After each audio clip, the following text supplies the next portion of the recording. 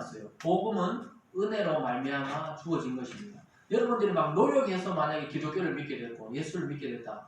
네, 그러면은 그건 구원이 아니에요. 그건 기독교가 아닙니다. 예수 믿는다는 것은 어느 날 그냥 다가온 거예요.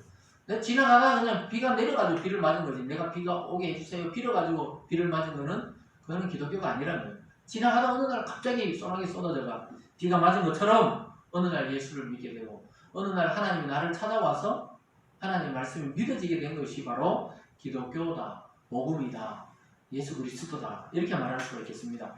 그래서 예수님을 믿고 영접하는 자는 하나님의 자녀가 되는 권세를 준다고 요한복음 1장 12절에서 말하고 있습니다. 그 다음 13절에 가보면 어떤 말이 나오는지 아세요? 하나님 자녀가 되는 권세가 준다 이래놓고는 이것은 육체적으로나 혈통으로 되지 아니하고 오직 하나님께로부터 난 자들이여야 가능하다 이렇게 말합니다.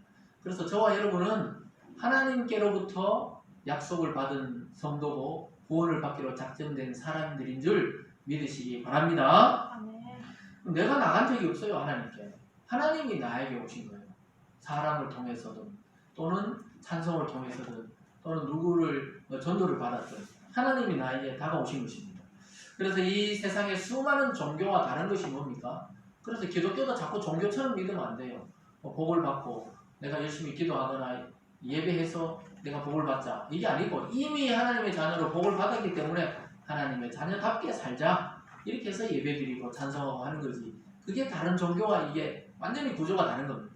다른 종교는 내가 열심을 내고 돌을 닦고 열심히 있잖아요. 봉사하고 해서 어느 수준에 이르는 것이 일반적인 종교의 패턴이고 우리는 하나님이 나에게 다가와서 이미 구원을 해주셨기 때문에 그 은혜에 감격해서 예배드리고 선을 행하고 겸손하게 살아가는 것입니다.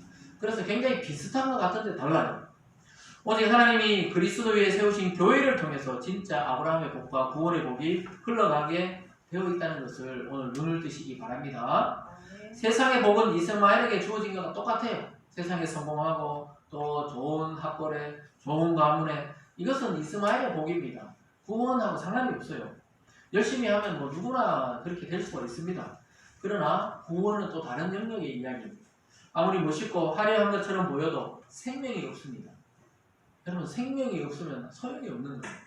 우리가 막 빌딩이 어마어마하게 커 보이고 위대해 보이는데 거기는 생명이 없어요. 근데 작고 작아 보여도 여기는 생명이 있습니다. 생명이 있어야 사는 것입니다. 그래서 기독교는 생명이 있는 종교지 그냥 우리가 빌고 마는 그런 종교가 아니에요. 진짜 복은 약속의 자녀가 되는 것입니다. 오직 이삭 안에서 영원한 약속이 있을 수 있는 것처럼 우리는 예수 그리스도 안에서 또 교회를 통해서 진짜 복이 생명이 흘러가고 있는 줄 믿으시기 바랍니다. 그래서 그리스도와의 연합이 바로 구원의 근거가 됩니다. 하나님이 어느 날 그리스도를 우리에게 보내서 그리스도 우리가 하나 되게 했기 때문에 영원한 것과 우리가 유한하잖아요. 유한한 것이 합쳐져서 영원한 것이 되는 것이죠. 그 유한한 것끼리 아무리 합쳐도 영원할 수가 없어요. 영원한 존재가 우리에게 와서 영원한 생명을 줘야 영원한 생명으로 나가게 되는 것입니다. 하나님이 아브라함에게 이 말씀을 해놓고는 아브라함이 어떤 말 하기도 전에 올라가 버리세요. 22절입니다. 같이 읽어볼까요? 22절 시작. 하나님이 아브라함과 말씀을 마치시고 그를 떠나 올라가셨더라. 내년 이맘때쯤 이삭이 태어난다 하고는 아이고 하나님 뭐 어떻게 태어나겠어요? 이런 말 듣기 전에 이번에는 올라가셔버립니다. 일방적인 은혜입니다. 일방적인 은혜. 아브라함이 믿든지 안 믿든지 하나님은 아브라함과 이 사라를 통해 약속의 아들을 주시겠다고 지금 이야기하고 있는 것입니다. 예를 들어서 우리 자녀들이 나는 아빠가 아니야. 아빠 싫어. 아빠 얼굴도 못생기고 엄마도 그렇고 나 아빠가 우리 부모 아닌 것 같아. 아무리 해도 조사해보면 DNA 조사해보면 똑같이 나오거든요. 그럼 우리 자녀가 맞는 것처럼 우리는 하나님 내 인간 역사 안 하는 것 같아. 나 기도를 안 들어주는 것 같아. 나는 하나님 믿는지 잘 모르겠어 하는데도 어떻게 해요? 나중에 확인해 보니까 예수 DNA가 우리 속에 들어가 있어가지고 너는 구원받기로 이미 작정된 놈이야. 이렇게 이야기를 한단 말이야 하나님.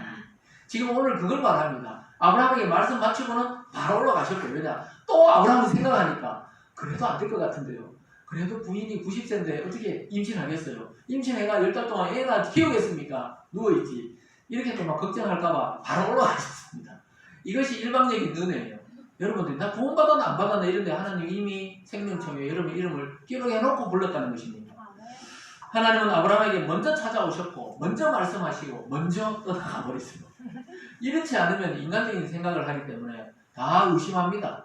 그래서 우리들도 이 교회 다니다 보면 이게 맞나 안 맞나 이렇게 헷갈리시잖아요.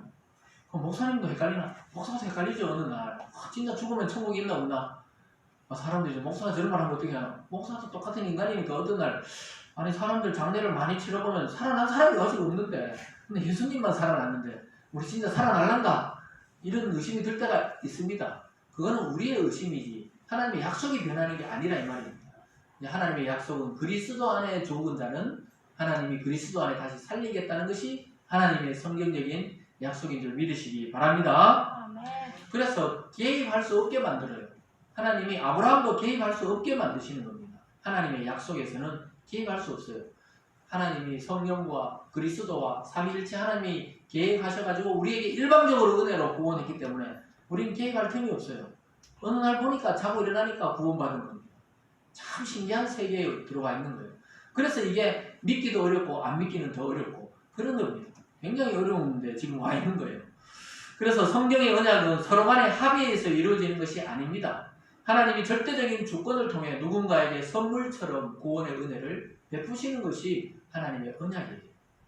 여러분 맨날 며칠날 태어나서 이렇게 살 줄 몰랐잖아요.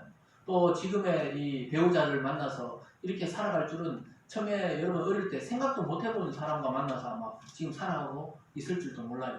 또 젊을 때 내가 생각했던 그 꿈꾸던 사람이 아닐지도 몰라요. 그런데 그냥 이렇게 가정을 이루어 살아가요. 그게 뭡니까? 하나님이 계획하시는 것이 그 뜻 안에 있다는 것입니다. 믿으시기 바랍니다. 그래서 네가 웃든지 말든지 믿든지 말든지 하나님 어떻게 해요? 내년 이맘때 네 태어난다니까 하고 올라가 버렸었습니다. 그래서 다음 주도 말씀을 드려야 이 사실이 증명이 된다 이거예요. 다음 시간쯤 되면 이제 막 태어나거든요 얘가. 그래서 믿든지 말든지 그냥 가버렸어요.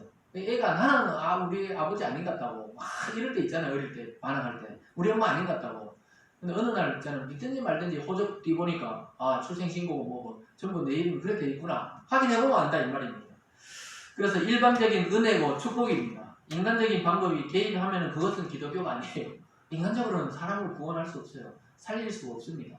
하나님이 개입해야 가능한 일입니다. 그래서 우리에게 주어진 구원의 은혜도 똑같습니다. 저와 여러분이 만들어낼 수 없어요. 기독교는 인간이 만들어낸 종교가 아닙니다. 우리가 만들어내봐야 결국은 죽는 데 일입니다. 인간이 아무리 바벨탑을 높이 쌓아서도 무너져서 없어지는 겁니다. 그걸 봤잖아요. 바벨에 벌써 실패했다는 것은 인간이 만드는 이 모든 문명은 결국 나중에 먼지가 되고 쓰레기가 된다는 거예요.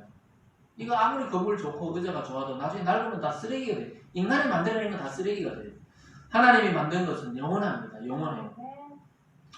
그래서 일반적으로 우리의 노력으로 구원을 받겠다 이러면은 율법에 빠지는 겁니다. 종교에 빠지는 겁니다.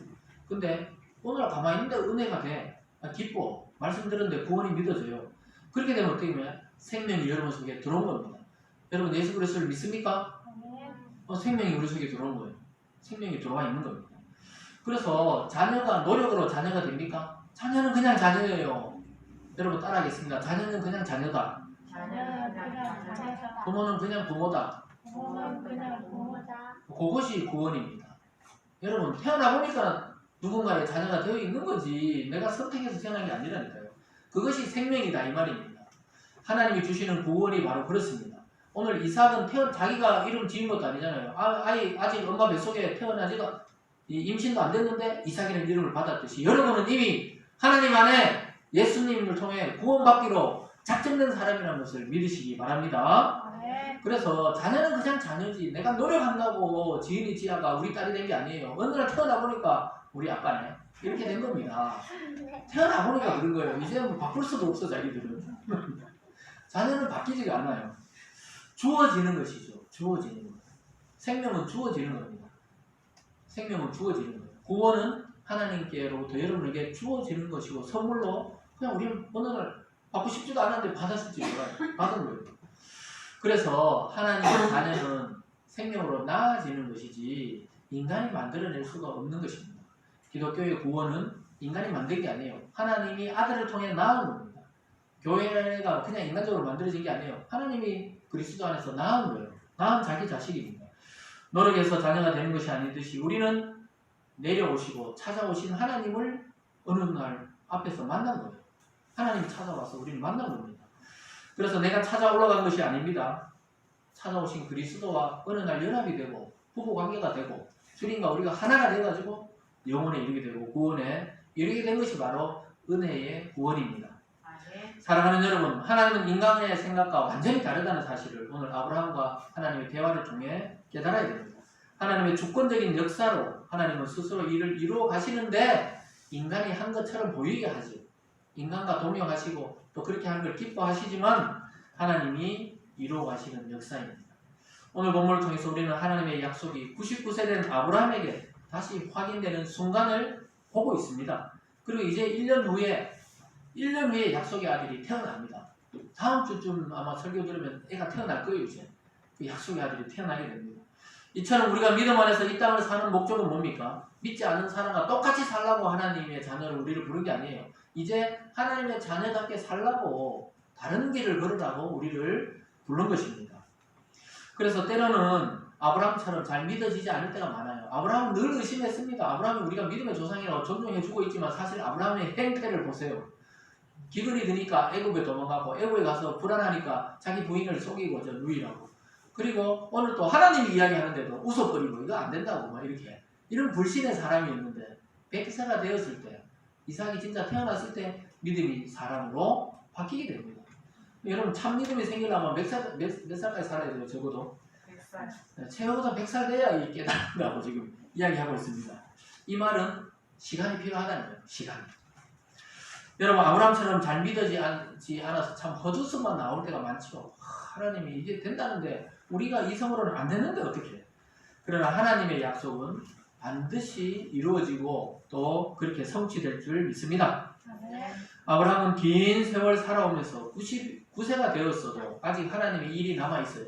약속의 아들을 낳아야 되는 일이 남아있습니다. 여러분과 저에게도 왜 하나님이 이때 불렀을까요? 아직 이 세상에 우리를 통해 하나님이 하시고자 하는 일들이 있다는 것입니다. 하나님 말씀을 붙들고 멋있고 아름답게 인생과 사명을 잘 감당하라고 지금 우리를 부르신 줄 믿으시기 바랍니다. 그래서 여러분을 통해서 이룰 일이 있어요. 포기하시면 안 돼요. 이제 나는 할 일 없다. 그냥 막 살자. 이러시면 안 됩니다. 여러분을 통해서도 지금도 하실 일이 있어요. 교회를 섬기는 일들, 또 세상을 향해 전도할 일들, 나의 가족과 주위에 있는 사람에게 복음을 전하는 일들, 이 아름다운 일들이 아직까지 남아 있는 것입니다. 그래서 여러분들은 그리스도 안에 참 아들이 되었고 참 자녀가 되었어요. 이걸 한시도 잊어버리면 안 돼요. 이 자존감을 가지셔야 됩니다. 영원한 그리스도 안에서 참 하나님의 자녀가 이제 되었습니다. 이제 자녀가 되려고 열심히 노력하지 마세요. 자녀가 되었다니까요. 어떻게 해야 됩니까? 자녀답게 살도록 노력해야 되죠. 자녀가 되려고 노력하는 건 아닙니다. 자녀답게 살려고 말씀을 듣고 기도하고 또 선을 행하려고 노력해야 되는 것입니다.